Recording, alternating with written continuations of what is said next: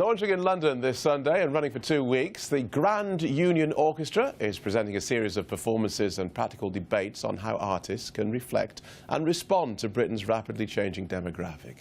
In a moment, I'll be joined by the orchestra's leader, Tony Hayes, and by Claude Depper, who plays trumpet and African drums. First, let's see them in action.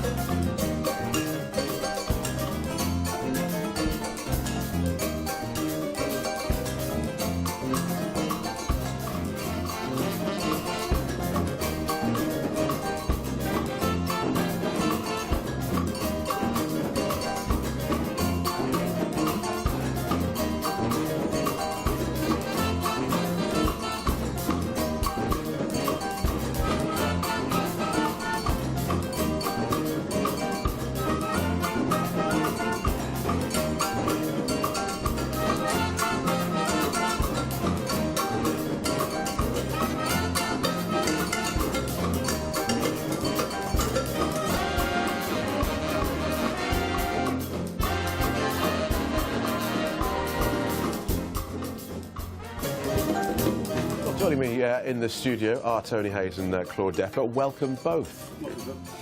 Let's start with the concept, Grand Union Orchestra. What is it? What's the big idea? Well, it's very interesting you should play that clip, because that came from a gig we were doing in Portugal about a month ago. And it underlines the international nature of the orchestra. And the project we're doing in London is part of a big European-wide collaboration, in fact, with people in France and Portugal. And they're the same in the sense that in all cases we play with, work with people from the local community, as you see a lot of young people in this particular one, but also adults as well. And since we're based in East London, we tour internationally and nationally, as I say. But we have particular rapport with all the local communities, with Bengali, Somali, Turkish, Roma, or whatever. So that's part of the attraction of the orchestra. But the professional musicians, of course, also come from a large range of different musical cultures worldwide. And is it easy to integrate all these different types and styles of music? I mean, you're the musician, but it's really interesting that here in the West that we tend to go for the 4/4 beat, where elsewhere it's lots of different beats. How do you bring all that together? It's not as difficult as it seems, because music has a meter, and once there's a meter, everything else falls into place. See, I don't know what a meter is. It's a beat from between one and the groove. Yeah. Go to the groove. Okay. It's a time signal, whether it's 4/4 or 12/8, simple or compound time. It's a matter of understanding that music is in an international language, and once you know that, piece of cake. And so what's the idea behind the orchestra?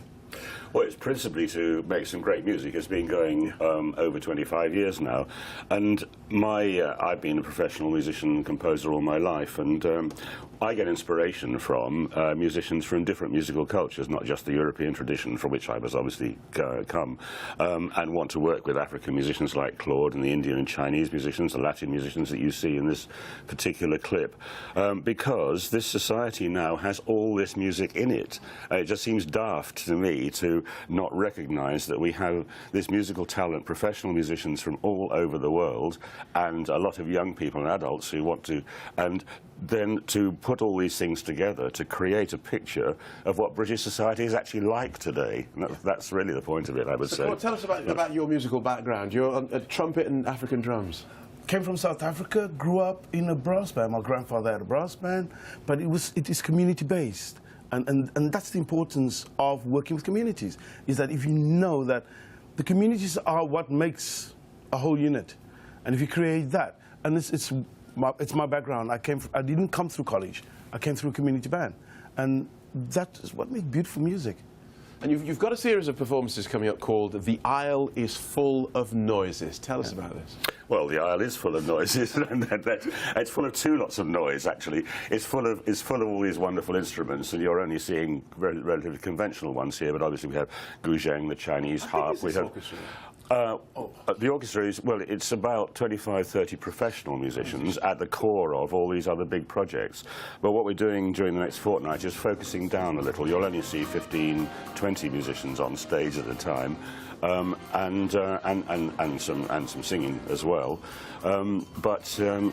It's really to make it clear that our society, especially East London, which you can focus on, obviously, and get a lot out of, has all these noises, these sounds, these different cultures in it. There's also a sense in the island is full of noises, that in the noise of political debate, which is, of course, going on at the moment. We live in a time when immigration is obviously top of the agenda. But our point is that we wouldn't have all these musicians here if there hadn't been migration in Britain, certainly since the war, and going back over several generations. And Claude, do you think it's important that the arts gets involved in this end of the political discourse, this end of the political debate? Yes, absolutely, absolutely. I mean, art is part of the essence of life. If you take one of it away, you lose out on a lot. Sorry, go on. And London being such a cross-cultural community, it's there. It's like walking down the street and picking up diamonds. And so, how does what you do move the conversation on? How does it educate us? By doing more of it. More needs to be done. More people need to be made aware of that. It is here. It's on our doorstep.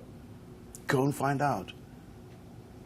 It's the importance of art, really, art in general, not just music, to demonstrate how we can live together and how we can live in a more equal world. And by doing it, rather than just talking about it in a rather vapid way, then it's a kind of demonstration of that sort of joyousness. I have to say, it's not only joyous, of course. A lot of it is moving. A lot of the stuff we do is about the roots of colonialism. The slave trade is clearly there, and in recent times, there were migrants from war-torn Middle East and so on. I mean, those are all part of our subject matter, and we want to see on stage people expressing that, and the real people who express it, whether they're from the African Caribbean community or the South Asians who made this country after the war, or whether they're people who came last year from Syria or Somalia, Ethiopia. They all have a voice, and that voice really needs to be heard. And so does that mean that wherever you go looking for different sounds, different instruments, different artists? We aim to try and reach every different artist or instrument there is. I think we should say, though, that the music is the paramount thing, that it has to create wonderfully moving and joyous music. All right. So you're going to be playing this weekend. Tell us briefly about what you're going to be doing where. Begins at Rich Mix, which is on Sunday night, which is in Shoreditch, one of our regular venues. Our youth orchestra is based there, in fact. And it'll bring together a lot of the performers who can be seen during the next 2 weeks. There are a series of other gigs, at the Vortex, and then the choir's coming out. Thank you both. You're watching This Day Live on Arise News.